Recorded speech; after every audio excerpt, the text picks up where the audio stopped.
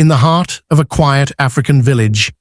As the golden sun dipped beneath the horizon, the evening market buzzed with life. The scent of roasted yams and fresh palm wine filled the air as traders called out their final bargains. Jide walked through the crowd, his stomach twisting with hunger.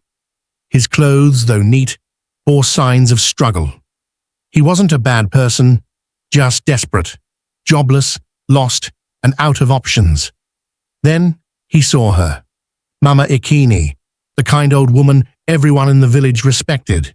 She stood at a stall, examining beads, her frail hands trembling slightly. But Jide's eyes weren't on her hands. They were locked on the small pouch tied to her waist. Rumors whispered through the village. That pouch held enough money to feed a family for months. She never let it out of her sight, and anyone who dared steal from her would regret it. But Jide's hunger silenced his fears. His heart pounded as he took a step forward, weaving through the crowd. His fingers trembled, reaching closer, closer, and in a single swift motion, he grabbed the pouch and disappeared into the crowd. Jide's heart pounded like a drum as he weaved through the crowded market, the stolen pouch clutched in his trembling hands. Shouts erupted behind him. "Thief! Thief! Stop him!" They all shouted. Vendors and villagers turned their heads. Some gasped, others pointed, and a few strong men sprang into action. Jide ran faster, sweat dripping down his face. He dashed past a fruit stall, knocking over baskets of mangoes. Mama Ekene, breathless but determined, cried out, "Son, you don't know what you've done. Bring it back before it's too late." But Jide didn't stop. Hunger had clouded his mind, and desperation drove his legs forward. Jide finally reached the edge of the village, panting heavily. He ducked behind a large tree, hands shaking as he untied the pouch. His eyes widened in shock. Inside was not money, but old cowrie shells, dried herbs, and a tiny folded note. His fingers trembled as he opened the note. The words were written in shaky but clear handwriting. "To whoever finds this, this is not just a pouch. It carries my blessings, my wisdom, and my forgiveness.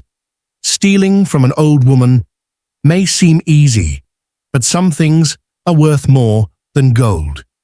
If you are reading this, you still have a choice. Do the right thing." Jide felt the weight of his actions crashing down on him. He had stolen from a woman who had done nothing but show kindness to the village. He looked back toward the village, torn between shame and guilt. Jide knew what he had to do. He sprinted back toward the village, heart pounding not with fear, but with purpose. The villagers were still gathered, some murmuring, some shaking their heads. Jide stepped forward, eyes filled with tears, and knelt before Mama Ekene. With both hands, he offered the pouch back. "I am sorry. I was desperate, but I was wrong." Mama Ekene smiled, placing a gentle hand on his head. "True strength is in admitting our mistakes, my son. But remember, every action has a consequence." A village elder stepped forward. "Jide, you must earn back the trust of the people. Work for the community, help those in need, and let your actions speak for you." Jide nodded. His journey was far from over.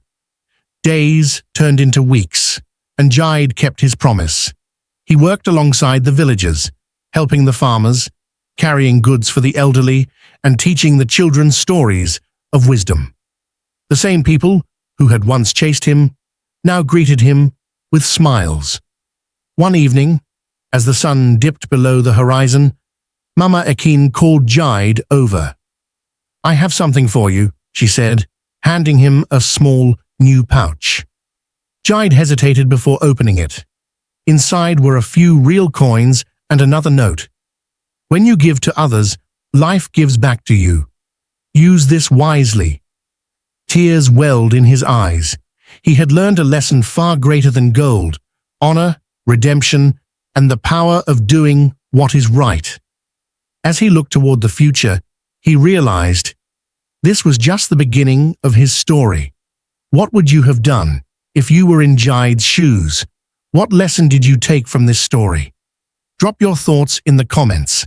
Like, share, and subscribe for more powerful African stories.